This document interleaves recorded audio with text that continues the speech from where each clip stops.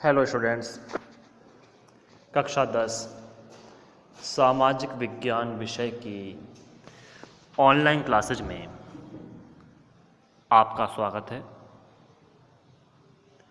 पिछली कई वीडियो में या यूं कहें ऑनलाइन क्लासेज के इस सफ़र के दौरान हमने हमारे सामाजिक ज्ञान विषय के लगभग 75% पाठ्यक्रम को पूरा कर लिया है। राजनीति विज्ञान के उन अध्यायों से हमने शुरुआत की थी जो लोकसभा, राज्यसभा, राष्ट्रपति, उपराष्ट्रपति से संबंधित थे। यहाँ से चलते हुए हम राज्य सरकारों की तरफ पहुँचे। हमने लोकतंत्र के बारे में भी विस्तार से अध्ययन किया। साथ ही हमने भूगोल और अर्थशास्त्र के तमाम पहलुओं की समय दर समय चर्चा की। इस क्रम में अब हम आगे की तरफ बढ़ रहे हैं और हमारी किताब के पहले पार्ट इतिहास की हम चर्चा करेंगे। पिछले सिलेबस की यदि हम बात करें, यानी वर्तमान परिस्थितियों को देखते हुए जो बोर्ड के द्वारा पाठ्यक्रम में संशोधन किया गया है, इससे पहले हमारे अध्याय में तमाम राजवंशों का उल्लेख किया गया था,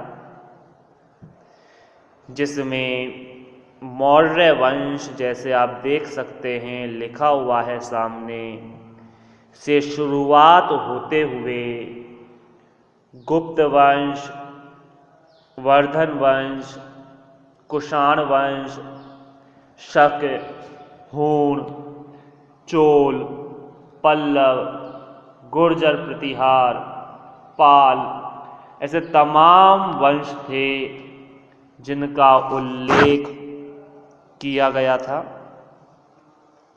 लेकिन वर्तमान परिस्थितियों के आधार पर काफ़ी टॉपिक सिलेबस से हटा दिए गए हैं और अब सिर्फ कुछ ही वंश जैसे मौर्य वंश, गुप्त वंश और वर्धन वंश के बारे में ही हमें जानकारी प्राप्त करनी है। तो आइए चलते हैं, करते हैं शुरुआत मौर्य वंश की। मौर्य वंश के यदि सामान्य चर्चा करें तो इस वंश की स्थापना चंद्रगुप्त मौर्य के द्वारा की गई थी। इस वंश की स्थापना का जो श्रेय जाता है वो चंद्रगुप्त मौर्य और उसके मंत्री चाणक्य या कौटिल्य को जाता है। ये मौर्य वंश 322 से लेकर 185 ईसा पूर्व तक प्राचीन भारत का एक शक्तिशाली राजवंश था, जिसने भारत में लगभग 137 वर्षों तक शासन किया। ये बताया जाता है कि मौर्य वंश से पहले भारत में नंद वंश का शासन था और नंद वंश के जो अंतिम शासक रहे वो घननंद थे। एक ऐसी ही कथा सामने आती है कि एक समय चाणक्य, जिन्हें कौटिल्य भी कहा जाता है, जिनका दूसरा नाम विष्णुगुप्त भी था, ये एक बार नंद वंश के शासक घनानंद के यहाँ पर गए तो घनानंद ने इनका अपमान किया। ये चाणक्य ब्राह्मण थे, आज भी इनके बारे में अत्यंत नीतियाँ इनकी प्रसिद्ध हैं। तो नंद वंश के शासक ने इनका अपमान किया। इस अपमान को ये सहन नहीं कर पाए। उन्होंने उसी समय अपनी शिखा का मतलब होता है चोटी, ब्राह्मण व्यक्ति उस समय चोटी रखा करते थे लंबी लंबी, अपनी शिखा में गांठ बांधी और यह प्रण लिया कि जब तक तेरे राज्य को समाप्त नहीं कर देता, मतलब तेरे नंद वंश को समाप्त नहीं कर देता, तब तक मैं चैन से नहीं बैठूंगा। इस प्रतिज्ञा को लिए हुए अपने मन में उस अपमान के दंश को दबाए हुए चाणक्य सोच विचार में लग गए। कुछ समय बाद उन्हें जंगल में खेलता हुआ एक बालक दिखाई दिया, जिसकी नेतृत्व करने की क्षमता और चेहरे पर तेज को देखकर चाणक्य ही समझ गए कि मेरे प्रण का जो पूर्ति की जाएगी, मतलब जो मेरा अपमान हुआ है उसका बदला लेने के लिए यह बालक सर्वाधिक उपयुक्त रहेगा। चाणक्य उस चंद्रगुप्त मौर्य नामक बालक को शस्त्र और शास्त्र की शिक्षा देने लगे और आखिरकार उन्हें यानी मौर्य को, चंद्रगुप्त को इतना सक्षम बना दिया कि वह नंद वंश के शासक से मुकाबला कर सके। आखिरकार नंद वंश के शासक और मौर्य के मध्य संघर्ष हुआ, जिसमें चंद्रगुप्त मौर्य की विजय हुई और देश में मौर्य राजवंश स्थापित हुआ। मौर्य राजवंश एक शक्तिशाली राजवंश था, जिसने भारत, जो उस समय अविभाजित भारत था, यानी पाकिस्तान, भारत का तमाम क्षेत्र, उन सभी पर मौर्य का अधिकार हुआ। आप जरा देख सकते हैं इस दृश्य को। ये जो पूरा डार्क जो रंग दिखाया जा रहा है, इस तरह से जो मैंने सर्किल बनाया है, ये पूरा मौर्यों का शासन रहा। आप देख सकते हैं ये उज्जैन, सांची, बोध गया, पाटलिपुत्र जो आज का पटना है, मथुरा, इंद्रप्रस्थ, तक्षशिला, पटाला, ऐसे तमाम क्षेत्र मौर्यों के रहे।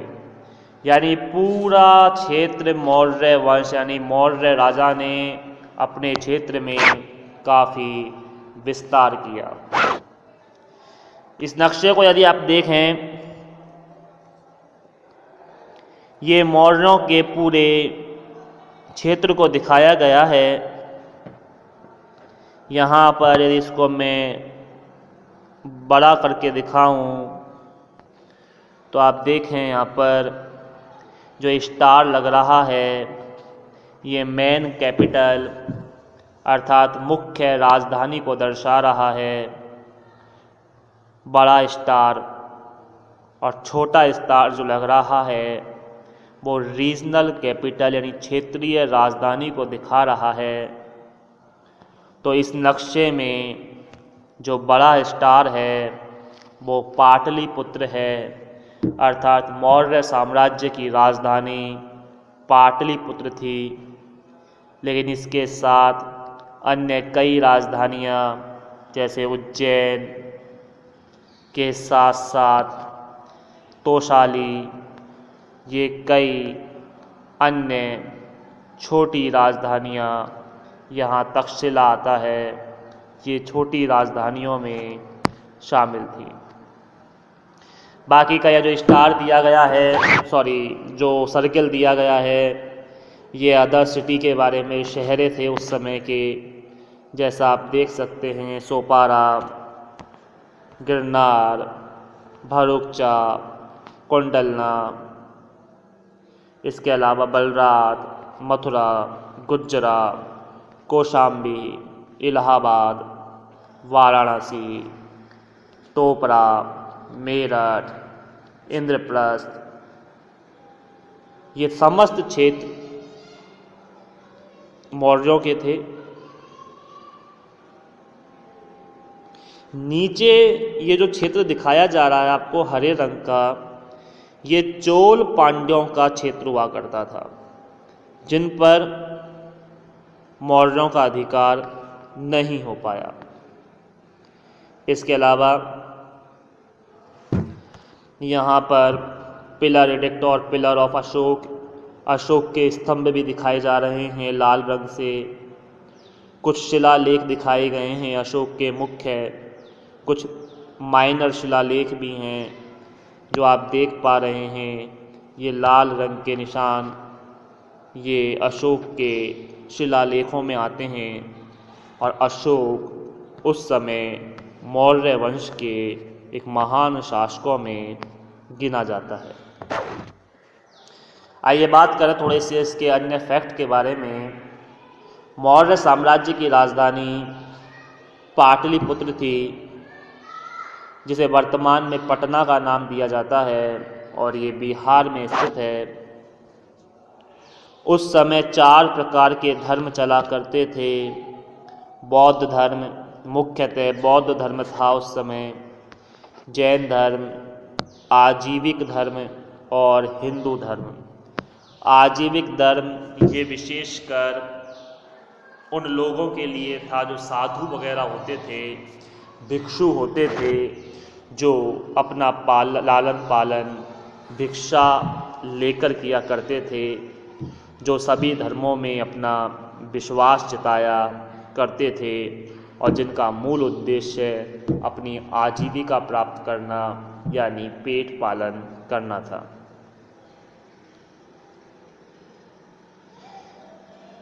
यहाँ की सरकारों का जो यानी प्रशासन का जो वर्णन मिलता है वो चाणक्य के द्वारा लिखित पुस्तक अर्थशास्त्र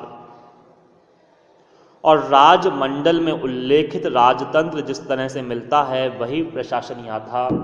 यानी मौर्यों का प्रशासन पूरी तरह से सुनियोजित व्यवस्था में था। छोटे सिपाही से लेकर उच्च स्तरीय मंत्रियों तक प्रत्येक का पद विभाजित था।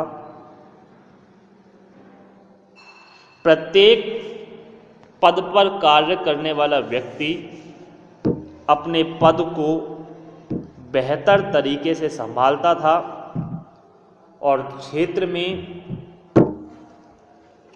राजतंत्र के अंतर्गत अनुशासनात्मक व्यवस्था बनी रहती थी।